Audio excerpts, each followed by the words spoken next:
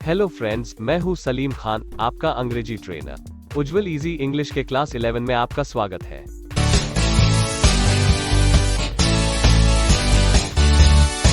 Note: अगर आप सच में अंग्रेजी बोलना सीखना चाहते हैं तो आपको आपके ब्राइट फ्यूचर के लिए 2 नोटबुक बनानी है, जिसमें से फर्स्ट नोटबुक में आपको इस वीडियो में सिखाए हुए सभी रूल्स, डेफिनेशंस और ट्रांसलेट किए हुए सभी सेंटेंसेस को लिखना है, और सेकंड नोटबुक में आपको हर वीडियो के एंड में दिए हुए होमवर्क को पूरा करना है। अगर आपको होमवर्क करने में कोई भी प्रॉब्लम होती है तो आप हमें कमेंट बॉक्स में कमेंट करके बताएं, हम आपकी पूरी तरह से हेल्प करेंगे। अगर आप हमारे चैनल पर नए हैं तो अभी चैनल को सब्सक्राइब कीजिए और बेल आइकॉन को प्रेस करके वीडियो को लाइक एंड शेयर करना ना भूलें। सबसे पहले लेते हैं पिछले लेसन का एक क्विक रिकैप। पिछले क्लास में हमने सिंपल प्रेजेंट टेंस के अफर्मेटिव वाक्यों के बारे में सीखा, जिसकी पहचान होती है हिंदी वाक्य के अंत में त और ह, और रूल है subject plus verb plus S plus object. Then हमने इस रूल को यूज करना भी सीखा, जैसे कि नंबर 1, अगर सिंपल प्रेजेंट टेंस में subject he, she, it, animal name, person name या रिलेटिव नेम होता है तो ही हमें वर्ब को एस या ईएस जोड़ना है। नंबर 2, और अगर सिंपल प्रेजेंट टेंस में सब्जेक्ट आई, वी, यू, दे या थर्ड पर्सन प्लूरल होता है तो हमें वर्ब को एस या ईएस नहीं जोड़ना है। इस क्लास में हम सिंपल प्रेजेंट टेंस में डू और डज का इस्तेमाल करना सीखेंगे, साथ में उसी के नेगेटिव, इंटरोगेटिव और इंटरोगेटिव नेगेटिव वाक्यों को भी अंग्रेजी में ट्रांसलेट करना सीखेंगे। तो चलिए शुरू करते हैं।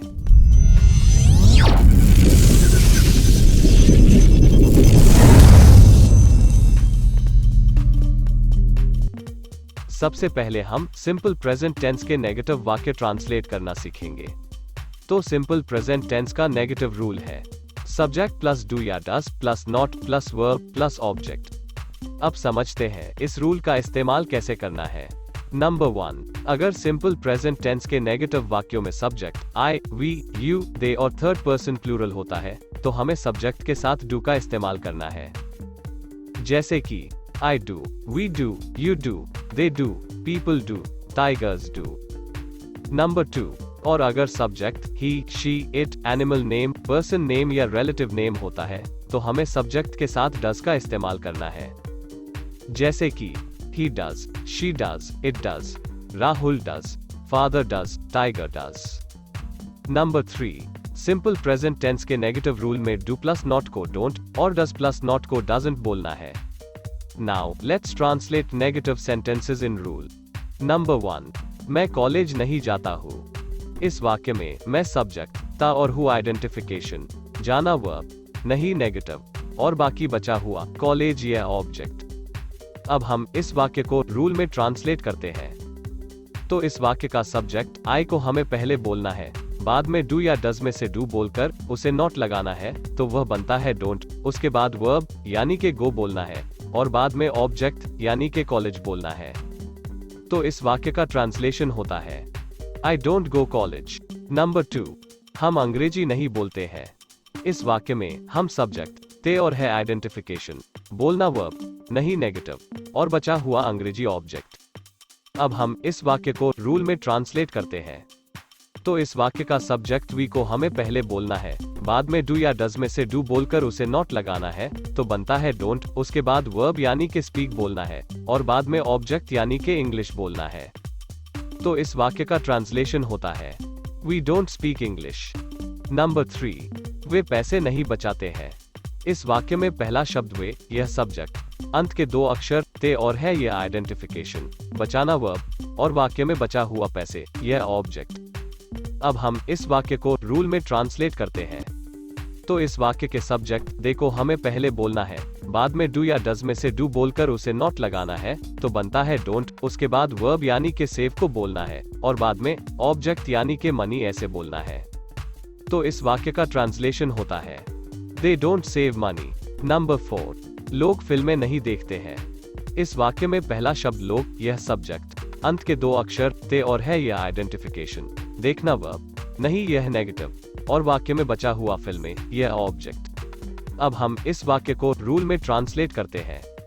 तो इस वाक्य का सब्जेक्ट पीपल को हमें पहले बोलना है, बाद में डू या डज में से डू बोलकर उसे नॉट लगाना है तो वह बनता है डोंट, उसके बाद वर्ब यानी के वॉच बोलना है और बाद में ऑब्जेक्ट यानी के मूवीज बोलना है। तो इस वाक्य का ट्रांसलेशन होता है people don't watch movies. Number 5, वो नाइट शिफ्ट में काम नहीं करता है। इस वाक्य में पहला शब्द वह, यह सब्जेक्ट, अंत के 2 अक्षर ता और है यह आइडेंटिफिकेशन, काम करना वर्ब, नहीं यह नेगेटिव, और वाक्य में बचा हुआ नाइट शिफ्ट में यह ऑब्जेक्ट। अब हम इस वाक्य को रूल में ट्रांसलेट करते हैं। तो इस वाक्य का सब्जेक्ट ही को हमें पहले बोलना है, बाद में डू या डज में से डज बोलकर उसे नॉट लगाना है, तो वह बनता है डजंट, उसके बाद वर्ब यानी के वर्क बोलना है और बाद में ऑब्जेक्ट यानी के इन नाइट शिफ्ट बोलना है। तो इस वाक्य का ट्रांसलेशन होता है he doesn't work in night shift. Number 6, वो झूठ नहीं बोलती है। अब हम इस वाक्य को रूल में ट्रांसलेट करते हैं। तो इस वाक्य के सब्जेक्ट शी को हमें पहले बोलना है, बाद में डू या डज में से डज बोलकर उसे नॉट लगाना है, तो वह बनता है डजंट, उसके बाद वर्ब यानी के स्पीक बोलना है और बाद में ऑब्जेक्ट यानी के लाई बोलना है। तो इस वाक्य का ट्रांसलेशन होता है she doesn't speak lie. Number 7, Rahul पैसे नहीं कमाता है। अब हम इस वाक्य को रूल में ट्रांसलेट करते हैं। तो इस वाक्य के सब्जेक्ट राहुल को हमें पहले बोलना है, बाद में डू या डज में से डज बोलकर उसे नॉट लगाना है, तो वह बनता है डजंट, उसके बाद वर्ब यानी के अर्न बोलना है और बाद में ऑब्जेक्ट यानी के मनी बोलना है। तो इस वाक्य का ट्रांसलेशन होता है Rahul doesn't earn money. Number 8, माँ सोहन को नहीं डांटती है। अब हम इस वाक्य को रूल में ट्रांसलेट करते हैं।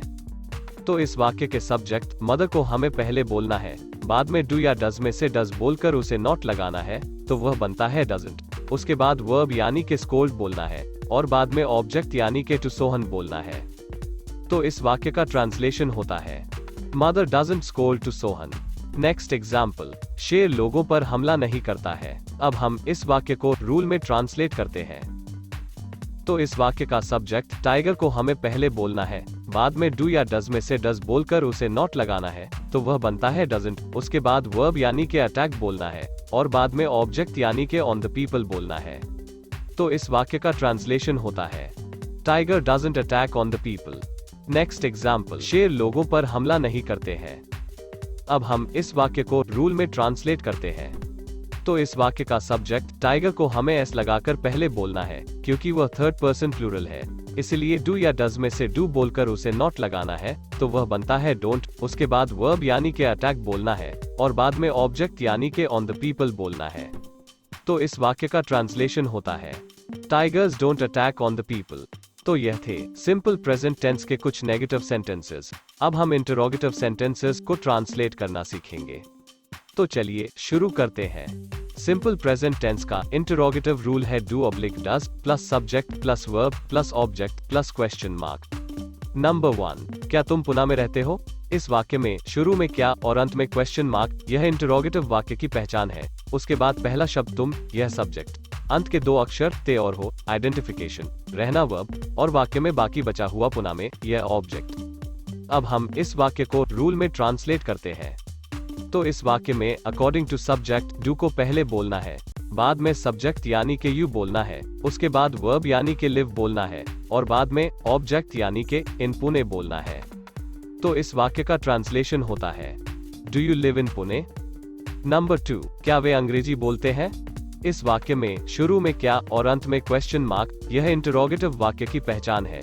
उसके बाद पहला शब्द वे, यह सब्जेक्ट, अंत के 2 अक्षर ते और है, आइडेंटिफिकेशन, बोलना वर्ब और वाक्य में बाकी बचा हुआ अंग्रेजी, यह ऑब्जेक्ट। अब हम इस वाक्य को रूल में ट्रांसलेट करते हैं। तो इस वाक्य में अकॉर्डिंग टू सब्जेक्ट डू को पहले बोलना है, बाद में सब्जेक्ट यानी के दे बोलना है, उसके बाद वर्ब यानी के स्पीक बोलना है और बाद में ऑब्जेक्ट यानी के इंग्लिश बोलना है।